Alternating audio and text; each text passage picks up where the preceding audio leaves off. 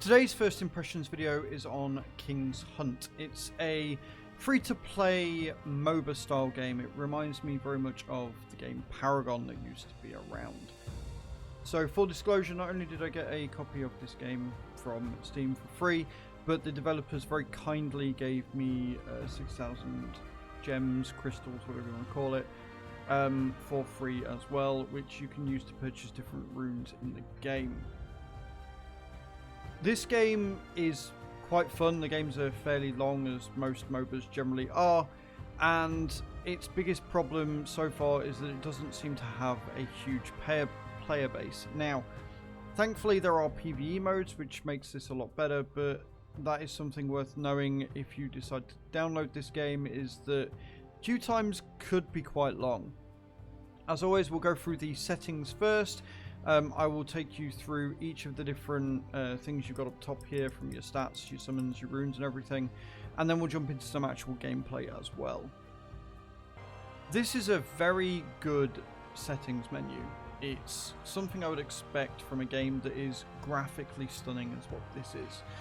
So your display options, you have resolution, windowed, brightness, VSync on or off, dynamic resolution on or off, and then you've got all of your different settings here as well. Now, interestingly, it does seem to have limited some of these for some reason. I don't know if that's because I've got VSync on or because I've got it windowed full screen, but it shows that I can go to ultra here, but it's not letting me go to ultra.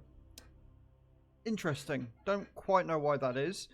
But you've got your overall quality here, you've got anti-aliasing, you've got shadows, effects, post-processing, textures, shading, foliage, ray tracing on or off. You've got fidelity, FX super resolution 2.0, FSR sharpening, motion blur on or off, turned it off. You can change the amount of motion blur. You've got depth of field on or off, and volumetric fog. I will say, with everything turned up to max on this system, which is running a 2060 Super and a Ryzen 7 3600X, it runs really well. It runs really smooth. There's a couple of bits of juttering here and there, but it's very, very few and far between, and overall it runs pretty well. Obviously there's a lot of particles in this, so you can customize it to make it run a bit smoother if you so desire. Your audio settings, you've got master, effects, music, voice, announcer, you've got voice chat volume, you've got user voice chats. Obviously it's a PvP game mainly. You've got your input devices and you've got your output devices. Really, really good settings here. It does start everything on maximum, so you might want to turn those down a little bit, but I will say the soundtrack in this game is phenomenal and everything sounds really, really nice. Your gameplay options, you've got auto buy runes, picture mode, invert, y-axis, on or off, look sensitivity, and language. I will say that even though the look sensitivity is down low, it's still pretty snappy. It feels smooth. And then you can change your matchmaking region as well, although apparently I've only got EU available. Don't quite know what's going on there. They could probably look at maybe changing that and allowing you to switch regions. I might find matchmaking a little bit easier if that was the thing, if that was the case. And then your controls. You've got all of your keybinds here. You can rebind them, which is nice. And it does come up with a quick in-game sort of tutorial every match you start anyway, that lets you know what you're doing, at least in PvE. I haven't had the chance to play PvP yet because the queue times are massively long.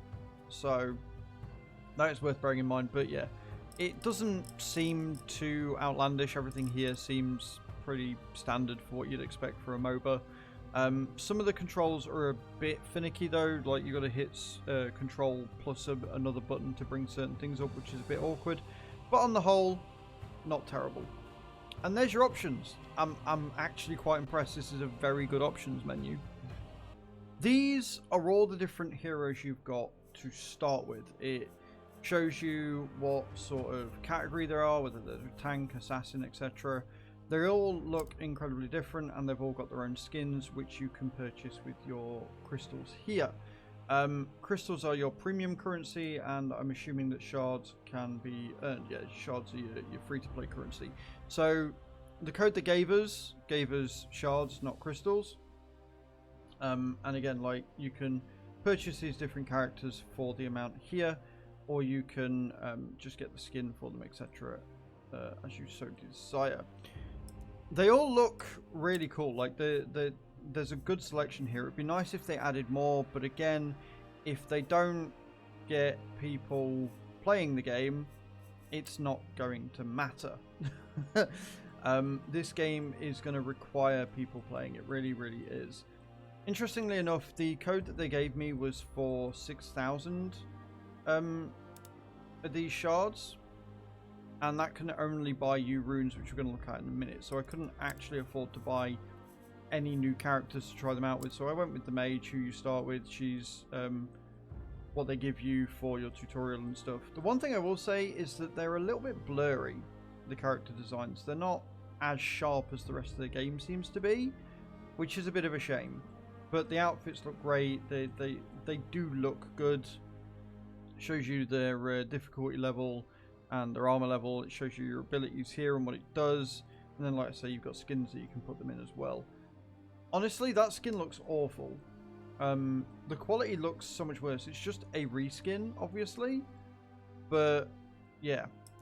So the heroes overall aren't bad. It would be nice if they had a few more, maybe. But again, it's going to require more players in the game. But that's a good selection of the different heroes that you've got and how they look. And it like I say, it tells you how it works. You've got your supports and your healers and everything. Next up are your runes. Now, these are passive abilities that you can get that, you know, give your character a big start up. And the way it works is you go into your loadouts, which I'll show you in a second, and you basically kit out the characters how you want them, depending on what they are. So as you can see, the ones in red here are the ones that I have, and I've got heavy blows, crit damage, etc. Now, they cost 2,000 of these shards each. So there's going to be a lot of grinding in the game.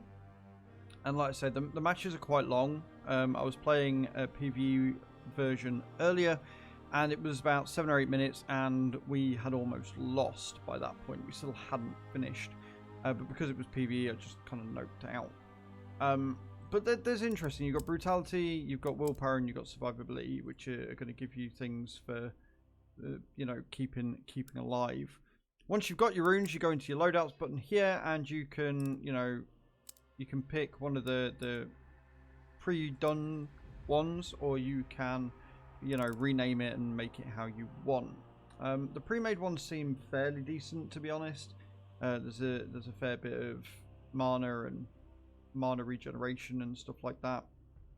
But you basically just click on it and change it for whatever you want, and then you can just save it as you go, and that's what you'll use, and that's your loadouts. Pretty simple, doesn't seem too bad or complicated. There's nothing amazing with the runes that you get, like it's all minimalistic sort of improvements, but in a game like this where you're going to be going in and you know, going against PvP or PvE other characters and trying to take your minions out quickly to get as many coins so you can, you know, get through the game. They're minimalistic improvements, but they're going to be very fundamental, and a bad build is going to be the difference between a win and a loss. Alright, so you've got summons, and what these summons do are they help you in the game. So you can summon a tower which will defend a certain point and deal damage. You've got support summons that will, you know, come in and they will help you to stay alive. You've got your support structures, so you can make barricades and stop people from coming in, and then you've got combat summons who are going to come in and deal a bunch of damage. You basically have to choose one and research them, and once you get XP you will unlock it, etc. Or you can rush it with your shards and or your crystals. So again, there's more grinding to be done, and those that have been playing for a long time and have unlocked all this are going to give or have a rather large advantage over some newer players, and that's probably what's causing the matchmaking disparity, because if everybody's been playing for a long time, a new player coming in, and if they haven't got a lot of new players coming in, it's going to be, you know, there's going to be less of them that are able to join to try and keep it fair. I am just speculating with that, but it seems alright. Like, you've got, you know, different ones that you can unlock down the tree. The one thing I will say is the trees don't seem very large. Again, like, it's obvious that this game has only just come out because there's not a lot here, and hopefully they're going to add to it if they can sustain it and keep people playing. It is a fun game, so I would advise trying it out. It's free. It doesn't really cost you anything to just jump in and have a look. But yeah, like, there's not a lot here, whilst also simultaneously being a lot here, depending on which you want to work on. And then again, you can go into your loadout, so you can go into your thing. You can acquire your loadout. You know, you can make it. But if you look at this one, this will show you what you've got. And yeah, basically when you're in game, it will cost you a certain amount of gold or points that you earn in order to summon these things. So yeah, it's pretty good. You can change that one for there, or you can change that one for there. Seems fairly straightforward, and then you save it and you're done.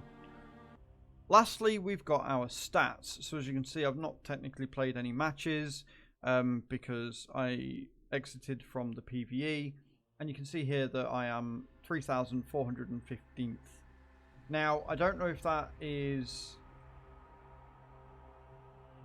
me at the bottom completely, or if there are other people that are at the bottom. But if there's only 3,400 people that are registered and I've got 0 points, that really doesn't bode well. It would be nice if this number was higher, because if this number is higher, it means there's more players, which means that you're going to be able to get that PvP experience much quicker, and very much explains why the matchmaking is so long, and it's not a good sign. Like I say, you can play PvE games, which is good, so you can get a feel for it, but honestly, the core of this game is going to be PvP, and if we don't get more people in soon, the game's going to die on its arse before it's even begun. So that's everything here. That's everything we've gone across. We've had a look at all the setup. Let's look at the gameplay and see how it actually plays. Alright, so when you decide to play, you are presented with essentially two main options. You can go home and just hit quick play, which will just match make you into a conquest. You can do tutorials, or you can do conquest with bots. There aren't any other modes, so take of that what you will. Conquest is just your basic go in, kill towers, get to the other end, typical MOBA stuff. Conquest with bots, I'm happy to say, is actually quite difficult. It's quite challenging for a new player, so you are going to learn really quickly how the game works. Training grounds, you just go in and do your abilities and see what happens, and you can test your loadouts and stuff. And then combat tutorial basically just shows you how to summon stuff. It's a very simplistic tutorial. We're going to go in with Conquest with bots and choose Team A, and we're going to choose our mage because that's all we've got. We're going to choose the mage there, and we're going to go in. Interestingly, the load times aren't amazing. They're not terrible, but considering this is just PvE, it would be nice if they were a little bit quicker. Now, you've got your preparation stage. Like I say, in the bottom right-hand corner, you will see how you move and what you've got to do and stuff. And then you go through. You choose a lane, and you go and, you know, try and take over a tower, or, you know, complete the conquest. As you can see in the bottom left, it shows you how many coins you've got, and then you go into battle, and they are aggressive.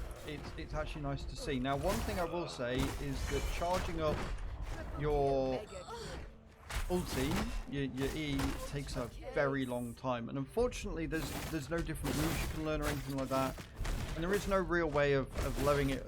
There's no leveling in the game like most MOBAs. It definitely feels weird, because in most MOBAs you go in, you get your coins, and you will buy gear or something to upgrade yourself, whereas here you sort of put down a summons, or you will summon a tower to help you in your way, but that's literally all you do. It's a bit flat on that regard.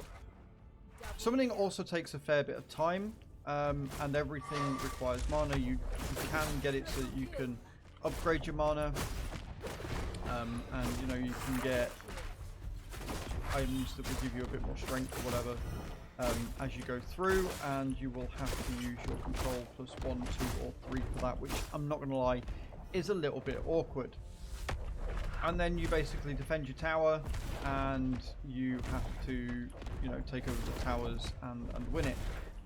Like I say, it does remind me a lot of Paragon, which is nice, because we all know that Paragon was a fantastic game. Difficulty spikes and the difficulty ceiling is definitely there. Like, you're either going to be really good at this game or really bad. And the AI don't play. Considering we're playing against bots, and every other MOBA I've ever played against, the bots have been, you know, pretty stupid. It's pretty good, pretty easy wins. That is not the case here. They do not play, they do not mess about, they will ruin your entire day. But again, it is pretty smooth, it runs pretty well. Gaining the coins is not a fast sort of process either. It takes a fair bit of time to earn the coins, and you do that by killing killing other people, playing you know, killing bots off and stuff. And I'm gonna die here, because of course I am. Yep. Like I say, the bots don't care. They will come in and they will just ruin you. Now obviously I haven't really played with the builds or anything. I can see how you could make your mage incredibly powerful by changing some of the runes and stuff. The game does give you 2,000 runes to start with, or 2,000 at the shards, so you can buy runes to start with. But yeah, it's not bad. Like I say, the textures aren't amazing. It looks a little bit blurry at times, and it can be incredibly difficult to tell who is hitting who, what's hitting where, and what the range is that you've got. But once you get used to it, it's a pretty fun time. Like, I'm going to get 1-1 here. This guy is ruining my entire day. He's very tanky. The bots know not to go anywhere near the tower, whereas, like I say, in previous games that I've gone against, where you go against AI, they will just push the tower regardless. Like, they will just walk into it. So, again, it makes it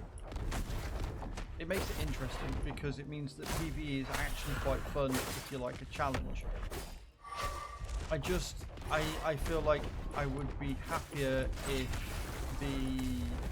there was just more people playing, so I could play against PvP and see if the rewards for playing PvP are really worth it compared to playing PvE. But there you go. This is Kingshunt. It's a very difficult game. It's very fun. It's free to play. There's a lot of grinding to be done. You're going to be playing PvE more than PvP at the minute, unless we can get some more people playing. It's not terrible.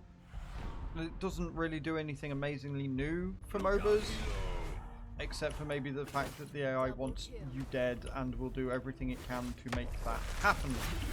Thank you very much for watching, guys. I hope to see you all next time. Ciao, ciao.